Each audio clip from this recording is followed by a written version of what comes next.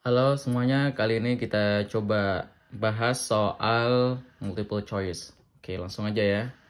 Nomor 1, by excluding competition from an industry, government have often created public service monopolies. Pilihan jawabannya ada A, they adopt laws. B, laws are adopted. C, adopting laws.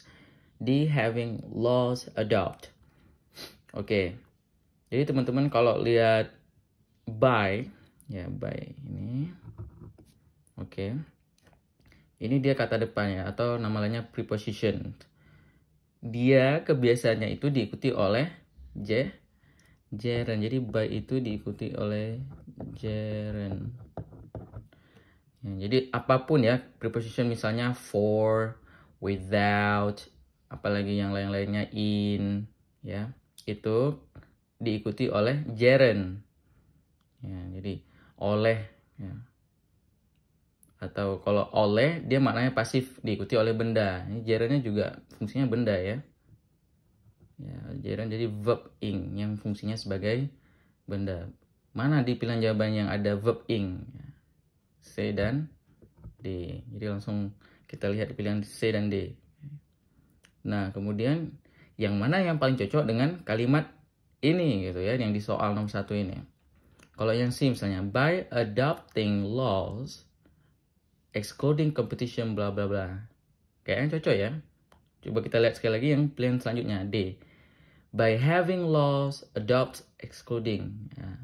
Ketika kita baca aja ini terasa nggak nyaman gitu ya.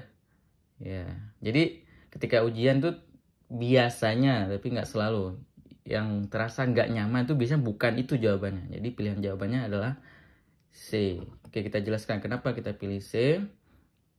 Jadi by adopting, ini gerundnya ya. Nah, udah tepat berarti. By adopting laws. Nah, ini ada relative clause-nya ya, excluding. Ini singkatan dari, jadi by adopting laws which gitu, ini kalimat aktif, jadi which atau that terserah ya relative pronounnya yang kita pilih, which exclude gitu ya, exclude competition from industry bla bla bla bla. Jadi jawaban yang paling tepat sih kalau misalnya yang D. Kenapa nggak D itu bang ya? Baik, by having laws adopt, jadi nggak nyambung ya. By having laws which adopting, itu baru enak. Ya, sedangkan di sini sudah ada kata kerjanya yang merupakan singkatan dari which exclude dalam teori relative clause. Jadi ada yang disingkat kalau aktif ditambah ing, kalau dia pasif dia jadi past participle atau bentuk verb 3. Jadi seperti itu ya, nomor 1. Kenapa enggak A? Nah, ini udah jelas, by tadi ini kata kuncinya. Kenapa enggak B? Gitu juga sama ya. Lanjut nomor 2. Titik-titik, skeleton of an insect is on the outside of its body.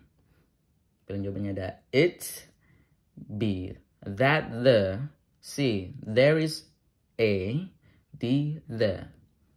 Oke, pilihan yang paling tepat dari kalimat yang sangat sederhana ini adalah D.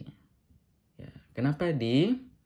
Nah, kita bongkar satu-satu. Kalau kita pilih A, its skeleton. Jadi its ini kan kata ganti untuk kepunyaan benda. Di sini bendanya skeleton, tengkorak ya. Tengkorak dari kepala sampai kaki itu namanya skeleton. Nah, jadi bentuk rangka dari insect. Apa insect? Serangga. Oke. Nah, kalau kita pilih its di sini, berarti di kalimat sebelumnya, sebelum di sini, ya di sini, itu ada kalimat yang menjelaskannya dulu gitu. Contoh, misalnya saya bilang, this is Budi. Nah, kita ingin menjelaskan Budi ini gitu ya. Tengkoraknya gitu kita tambah pakai kata his skeleton titik-titik. Nah, gitu ya. Kenapa kita pakai his? Karena menjelaskan Budi kebetulan laki-laki ya. Nah, kalau kita pakai it, jadi ada kalimat, inilah dia kalimatnya. Nah, ini contoh kalimat sederhana. Jadi ada kalimat dulu, kemudian ada penjelasannya. Ini kebetulan kita menjelaskan dengan menggunakan pronoun posesif ya, his skeleton gitu. Nah, ini juga its skeleton. Punya insect apa di belakangnya. Jadi seperti itu. Kenapa kita tidak memilih jawaban A? Baik, lanjut nomor B. That the skeleton of insect bla bla bla bla. Oke. Ketika kita lihat ada kalimat yang panjang gitu ya, dan ada that, itu biasanya dia relative clause. Nah, relative clause yang pakai that gitu ya, yang biasanya digunakan untuk benda ya, atau adjective clause. Baik. Nah, di sini kata kerjanya cuma satu. Yang mana? Ini. Nah, sedangkan kalau kalimat relative clause ya, dia itu pasti kemungkinan besar gitu ya. Ya. Ada kata kerja yang lain gitu. Ya, saya berani bilang pastilah. Karena clause itu gabungan antara 1, 2, 3 kalimat dan seterusnya. Nah, jadi pasti terdiri dari beberapa kalimat dan setiap kalimat itu ada kata kerja. Nah, makanya bukan B. Jadi that the skeleton of insect is on the outside of its body. Apalagi gitu. Ada kalimat lagi. Nah, baik, nomor C. There is a skeleton of insect is lagi. Jadi kata kerjanya double. Jadi rancu dia pemaknaannya. Jadi bukan C juga. Makanya kita pilih aja yang D. Kita butuh artikel doang. Ya, ini namanya artikel. Artikel the itu digunakan untuk menjelaskan benda yang spesifik dan biasanya tunggal. Ya, cukup menjelaskan ya, kata kerja yang digunakan adalah singular. Di sini is gitu ya, bukan are. The dipakai. Nah, jadi makin meyakinkan kita bahwa pilihan jawaban yang nomor 2 adalah D. Baik. Lanjut nomor 3. Oke. Number 3. In 18th century North America, printed engravings provided blah blah blah of Rococo style. Dan jawabannya ada A, the most manifestation widespread. B, manifestation widespread the most. C, the widespread manifestation most. D, the most widespread manifestation. Oke. Baik. Nah, berarti kalau kita lihat pilihan jawabannya itu ada the most. A sampai dia ada the most. Berarti ini kita lihat teori apa? Comparison ya. Membanding-bandingkan. Kalau the most berarti yang super. Ya, yang paling superlatif.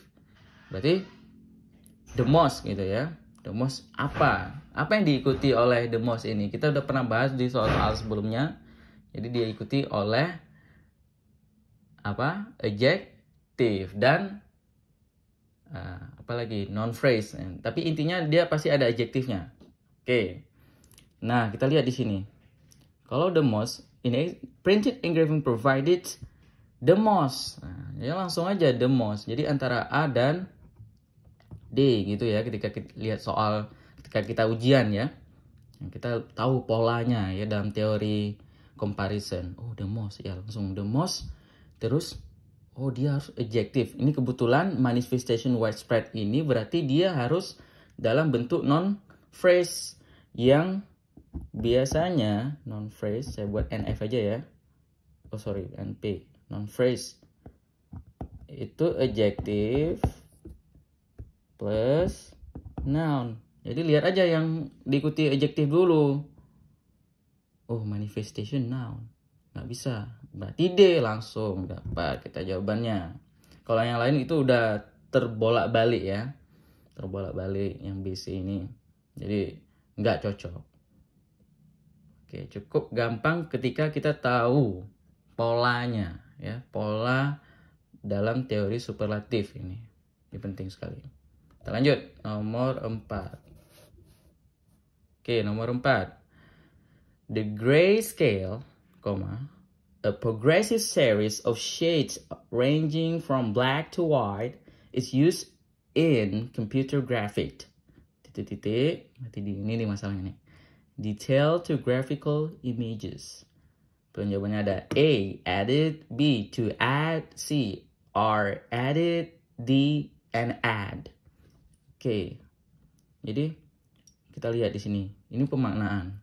The grayscale, a progressive series of shades ranging from black to white is used in computer graphics untuk mendetailkan gambar grafing. Jadi kalau kita artikan ya, jadi untuk. Jadi yang pemaknaan untuk tuh yang mana?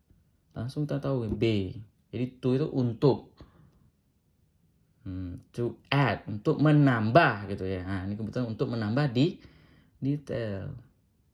Kenapa kita nggak pilih A misalnya, added? Ini kata kerjanya aja udah present gitu ya. Dan kalau added ini kemungkinannya dia itu kalimat aktif dalam past tense atau past perfect, present perfect. Nah, jadi nggak cocok. C, ini dalam bentuk pasif pemaknaannya.